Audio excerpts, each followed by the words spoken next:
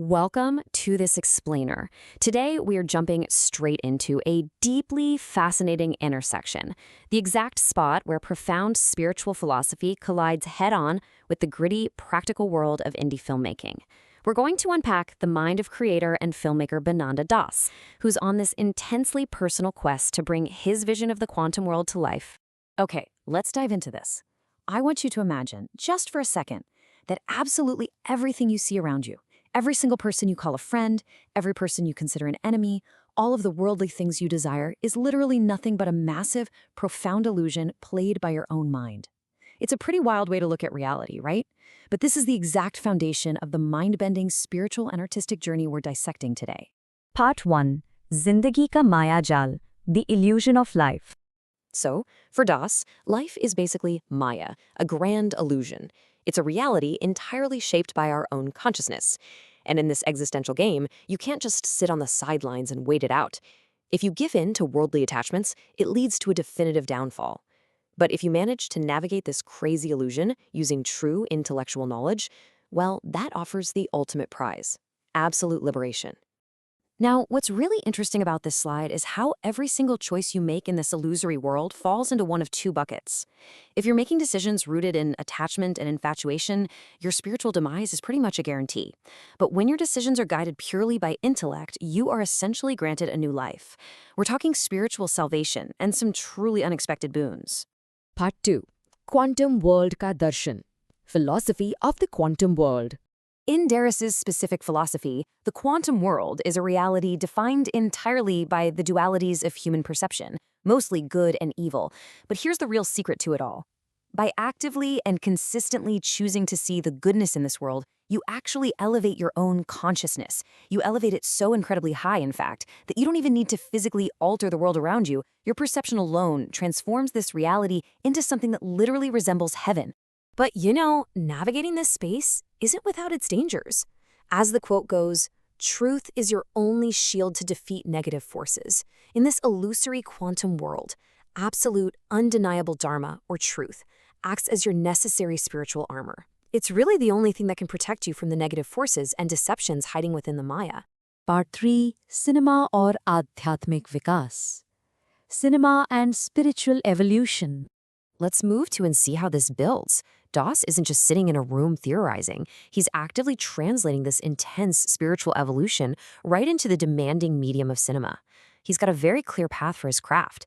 It starts with him as a philosophical observer in step 1, moves to writing screenplays in step 2, stepping both behind and in front of the lens in step 3, and finally reaching step 4, a super fast-paced production aimed directly at film festivals.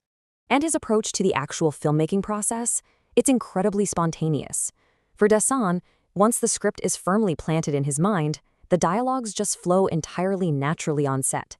He completely bypasses the traditional need to rigidly write them down. He's actually so confident in this organic acting and writing technique that he openly invites other filmmakers from Mumbai to come down, research it, and experience the method firsthand on his set. That's a real game changer. Part 4. Camera ki nazar or kalpana, camera's vision and imagination.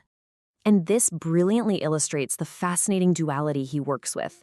Think about it. A physical camera frame has strict logistical limits, right? It can only capture the living physical things placed directly in front of the lens. But human imagination? In the quantum world, imagination is absolutely limitless. Through the sheer power of the mind, a creator can literally resurrect the dead on screen and achieve the impossible. But despite all these heavy spiritual undertones, Das grounds his massive ambition in a very practical reality. He says, "I don't breathe without science. I will make quantum world." He's using the universal language of science to make his deeply imaginative and spiritual vision accessible to the everyday person.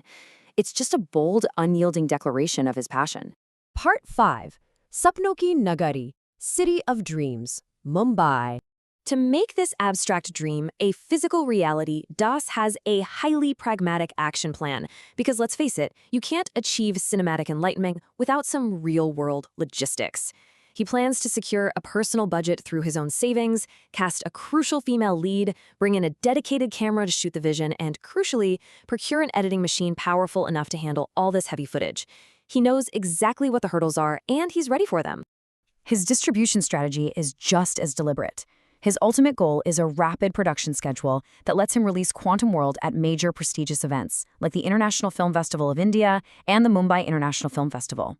By moving quickly and decisively, he cements his own narrative before anyone else has the chance to distort his vision. Bhag 6. Atma ka antim uddeshya. The soul's final purpose. For Das, you have to understand, this film isn't just a career move. It is deeply, inextricably tied to his existential truth. His physical birth 35 years ago, completely irrelevant to him. What actually matters is the present day, where he's actively mastering his senses to fully understand this illusory quantum world. And his future? Well, once he achieves total comprehension, he plans to joyfully leave this world behind, knowing his mission is complete. So the crucial point is, Das sums up this entire endeavor with one really heavy-hitting thought. I am a soul. I have come to understand this world.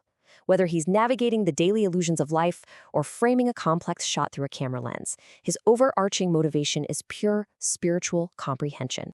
Which leaves us with a profound question to reflect on. As you navigate your own reality, do you have the strength to try and change every physical brick of this worldly illusion? Or will you find your heaven simply by changing how you choose to see it? It's a massive shift in perspective, one that invites us all to step into our own quantum world. Thank you so much for joining me on this explainer.